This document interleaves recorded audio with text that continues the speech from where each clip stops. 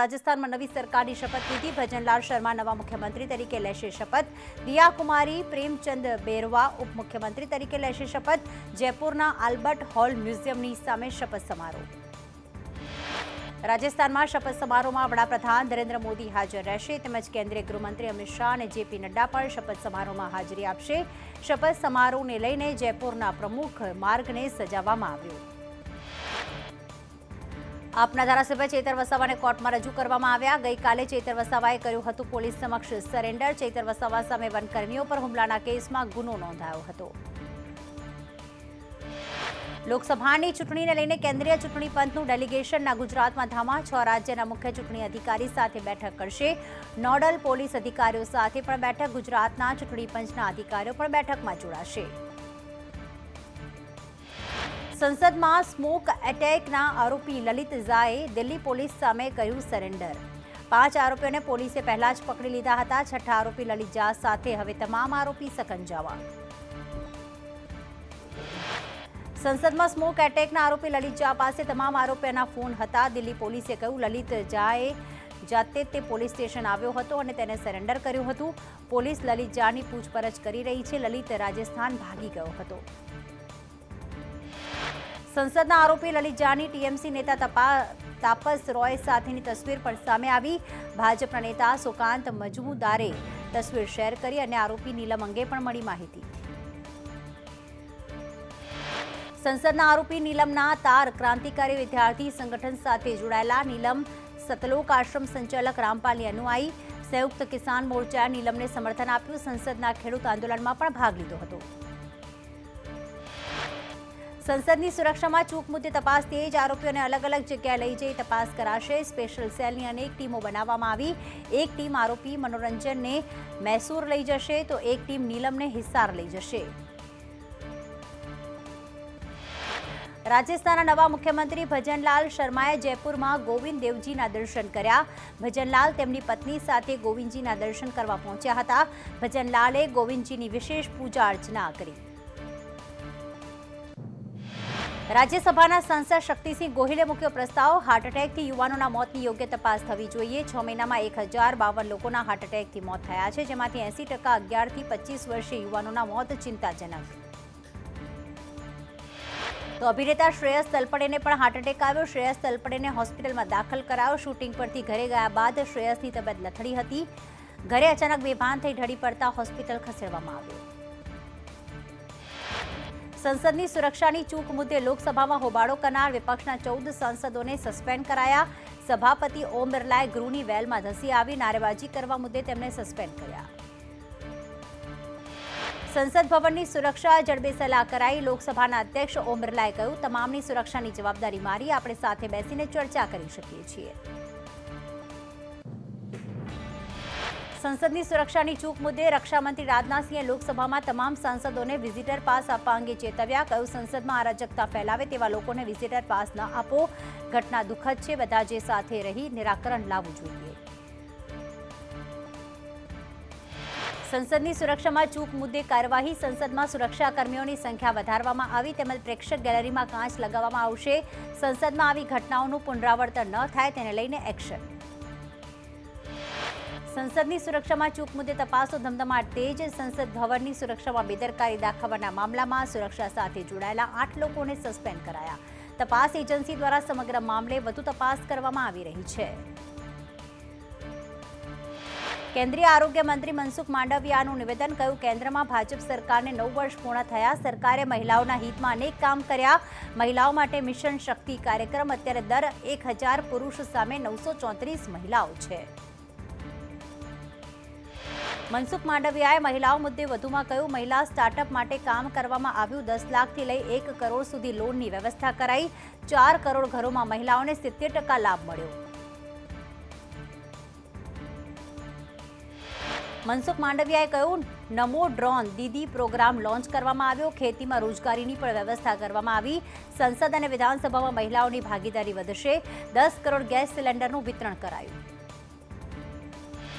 મથુરામાં શ્રીકૃષ્ણ જન્મભૂમિ મામલે અલ્હાબાદ હાઈકોર્ટે સર્વેને મંજૂરી આપી. અલ્હાબાદ હાઈકોર્ટે કમિશન નિયુક્તિની મંજૂરી આપી. અલ્હાબાદ હાઈકોર્ટે હિન્દુ પક્ષની અરજીનો સ્વીકાર કર્યો.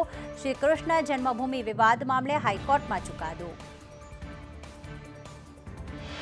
મધ્યપ્રદેશમાં નવા સીએમની પહેલી કાર્યવાહી. ભોપાલમાં બીજેપી નેતાની હથેળી કાપનારાઓના ઘર પર બુલડોઝર ચાલ્યું. 5 આરોપીના 3 મકાન તોડી પડાયા.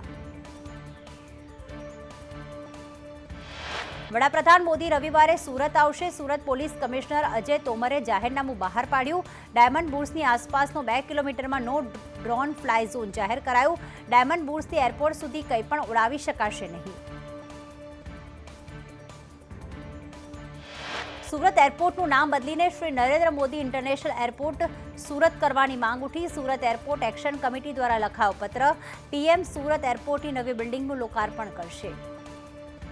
સુરત પોલીસ પરેડ ગ્રાઉન્ડથી માનવ સાંકળનું આયોજન થયું. સ્વચ્છતા, સુરક્ષા અને સ્વાસ્થ્ય અંગે જાગૃતિનો સંદેશ સાથે માનવ સાંકળ. 43 શાળા અને 22 કોલેજના 24,000થી વધુ વિદ્યાર્થીઓ માનવ સાંકળમાં જોડાયા.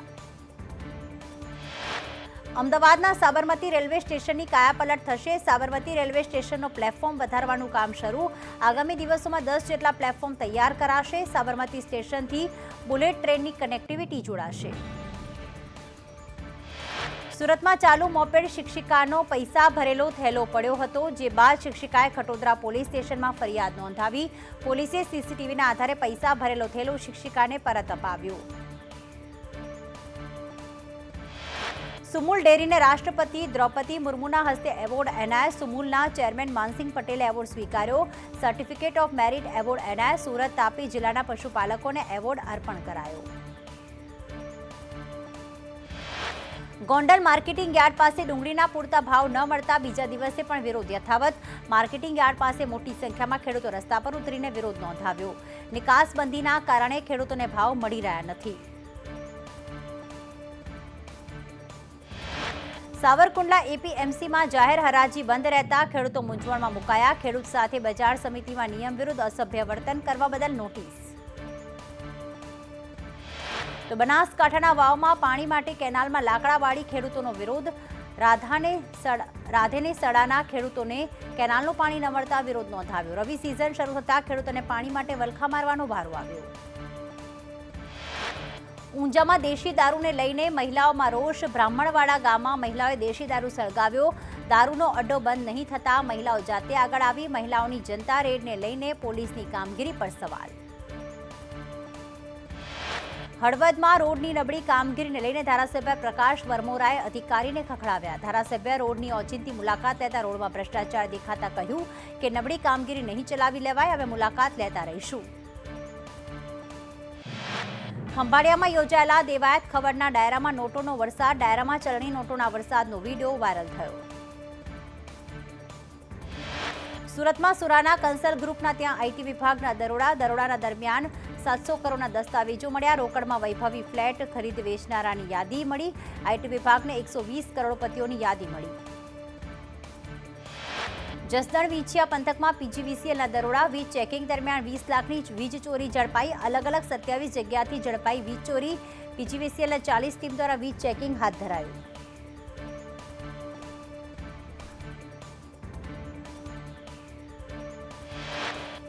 ભરૂચના ભાજપના સાંસદ મનસુખ વસાવાની આગાહી. કહ્યું, મને પાર્ટી 7મી વખત મેદાનમાં ઉતારશે. ચૈતર વસાવા ગમે તેમ કરે, અહીંયા મેળ નહીં પડે. મનસુખ વસાવાએ વધુમાં એવું પણ કહ્યું કે પાર્ટીને મારા પર ભરોસો છે એટલે જ દાવો કરું છું. અહીંયા ભાજપ સિવાય કોઈ નહીં ટકે. હું ઉમેદવાર હોઈશ, જંગી લીડથી જીતીશ. મહાનગરપાલિકાની ચૂંટણીમાં કોર્પોરેટરે ખોટું એફિડેવિટ કરવું ભારે પડ્યું. 2021ની મહાનગરપાલિકાની ચૂંટણીમાં ખોટા એફિડેવિટથી વિવાદ સર્જાયો હતો. વાડેદના પીઆઈએ મેટ્રો કોર્ટમાં તપાસ રિપોર્ટ રજૂ કર્યો. તપાસ રિપોર્ટમાં લલિતા મકવાણાએ લગ્ન કર્યાનો ખુલાસો કર્યો. અપરિણીત અને નિસંતાન હોવાની ખોટી માહિતી રિપોર્ટમાં દર્શાવવામાં આવી. નવા વાડેદના કોર્પોરેટર લલિતા મકવાણા સામે ફરિયાદ નોંધાઈ.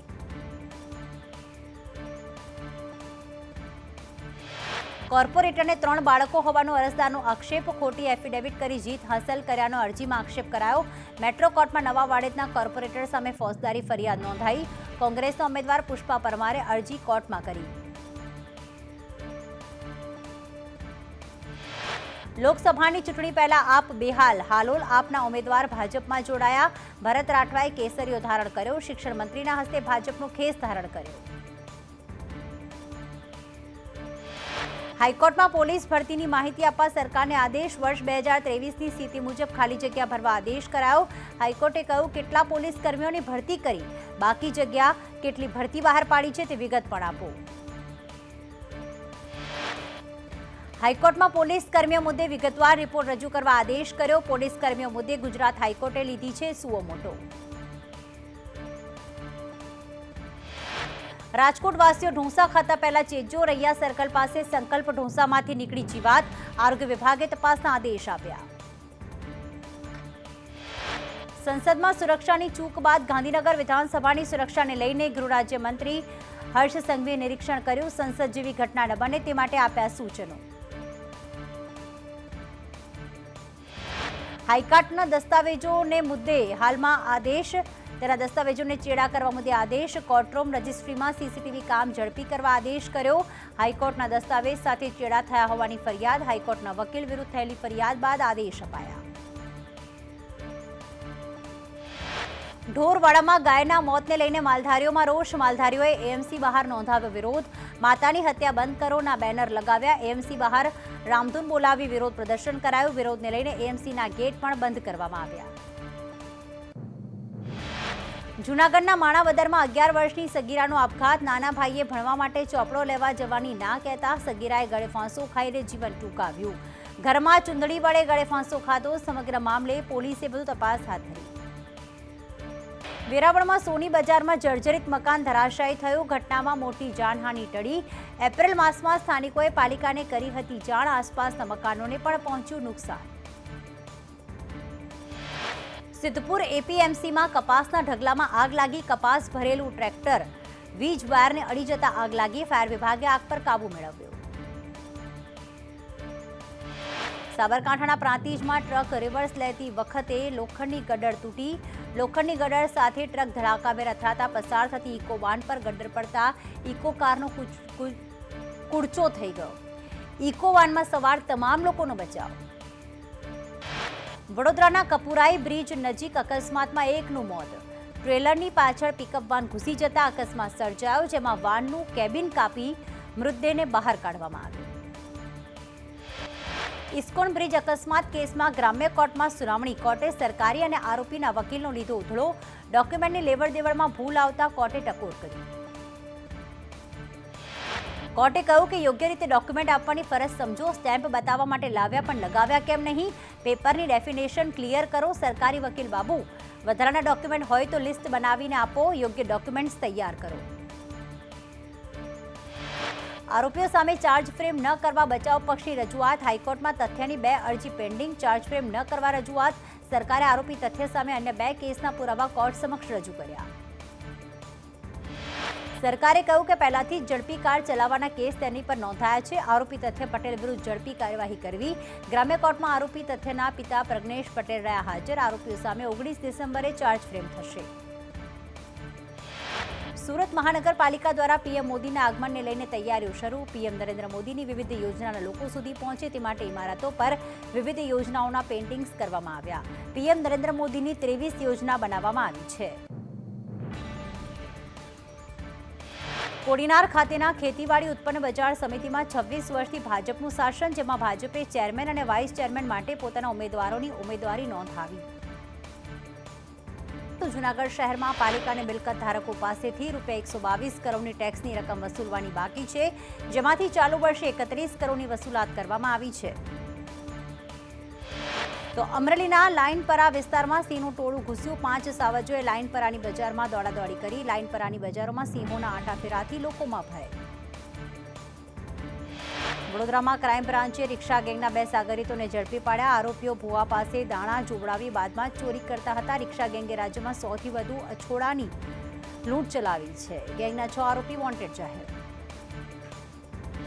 જસદણમાં 5 દિવસથી ગુમ મહિલાનો મૃતદેહ મળ્યો. મહિલાનો મૃતદેહ સરદાર નજીક ડેમમાંથી મળ્યો. દવાખાને જવાનું કહીને મહિલા ઘરેથી ગઈ હતી. મૃતદેહને પોસ્ટમોર્ટમ માટે હોસ્પિટલ ખસેડવામાં આવ્યો. સુરતમાં મોર્નિંગ વોક પર નીકળેલા તબીબના મોબાઈલની ચોરી, બાઇક સવાર સ્નેચરો 40,000નો મોબાઈલ સ્નેચિંગ કરી ફરાર થયા. ગણતરીના કલાકોમાં પોલીસે એક આરોપીને ઝડપ્યો. ભરૂચના આમોદ નગરપાલિકાની બેદરકારીના કારણે આઈસર ટેમ્પો ગટરમાં ખાબક્યો. નગરપાલિકામાં કામ કરતા કોન્ટ્રાક્ટનો ટેમ્પો ખુલ્લી ગટરમાં ખાબક્યો. ખુલ્લી ગટરમાં વારંવાર પશુઓ ખાબકવાના બનાવ બનતા રહે છે. કબૂતરબાજીના કેસમાં વધુ એક આરોપીની ધરપકડ કરાઈ. બોબી પટેલના સાગરીત મનીષ પટેલની ધરપકડ. એસએમસીએ લગ્ન પ્રસંગમાંથી આરોપી મનીષને ઝડપ્યો. ખોટા પાસપોર્ટ અને વિઝાના આધારે લોકોને અમેરિકા મોકલતો. સુરતની એથર કંપનીમાં બ્લાસ્ટ કેસમાં વધુ એકનું સારવાર દરમિયાન મોત થયું. અત્યાર સુધીમાં કુલ 10 લોકોના મોત થયા. બ્લાસ્ટના દિવસે 7ના મોત થયા હતા. ત્યારબાદ 2 યુવકોના સારવાર સમયે મોત થયા. મહેસાણાના ઊંઝામાં નકલી જીરું મુદ્દે ખુલાસો. 2020માં મકતુપુર ગામે ફેક્ટરીમાંથી નકલી જીરું ઝડપાયું, જેમાં ધર્મેન્દ્ર પટેલ સામે ફરિયાદ થયાનો ખુલાસો થયો હતો. આરોપી ધર્મેન્દ્ર પટેલ નકલી જીરું દિલ્હીમાં વેચતો હતો. દિલ્હીના વેપારીઓ ઉત્તર પ્રદેશ અને અન્ય રાજ્યોમાં સપ્લાય કરતા હતા. સસ્તા ભાવે વરિયાળી ખરીદી નકલી જીરું બનાવતા હતા આ આરોપીઓ. જમ્મુ કાશ્મીર, હિમાચલ, ઉત્તરાખંડમાં હાડથી જવતી ઠંડી. ઊંચાઈવાળા પહાડો પર બરફવર્ષા થતાં ઠંડી વધી. હિમાચલ પ્રદેશમાં ઠંડીનો પ્રકોપ વધ્યો. સિક્કિમ, અરુણાચલ પ્રદેશમાં બરફની ચાદર પથરાઈ. જમ્મુ કાશ્મીરના શ્રીનગરમાં લઘુત્તમ તાપમાન -5.4 ડિગ્રીએ પહોંચ્યું તો ગુલમર્ગમાં તાપમાનનો પારો -6 ડિગ્રી નોંધાયો. તેમાં નદી સરોવર પર બરફની પરતો વળવા લાગી. ઉત્તરાખંડમાં ઠંડીએ કહેર વર્તાવ્યો. જાગેશ્વર ધામમાં -5 ડિગ્રી તાપમાન નોંધાયું તો કેદારનાથ ધામમાં -8 ડિગ્રી તાપમાન. માઇનસમાં તાપમાન થતાં પાઇપ્સ પણ જામ થઈ ગયા. હવામાન નિષ્ણાંત અંબાલાલ પટેલે કરી આગાહી. રાજ્યમાં શિયાળામાં પણ માવઠાની આગાહી. નાતાલ સુધીમાં આવશે હવામાનમાં મોટા ફેરફાર. 16 થી 18 ડિસેમ્બર વેસ્ટર્ન ડિસ્ટર્બન્સ ઉત્તર ભારત તરફ આવશે અને 18મી ડિસેમ્બર બાદ ઉત્તરીય પર્વતીય પ્રદેશમાં હિમવર્ષા. 23મી બાદ હવામાનમાં મોટા ફેરફાર આવશે. ગાજવીજ અને કરા સાથે વરસાદની આગાહી કરાઈ.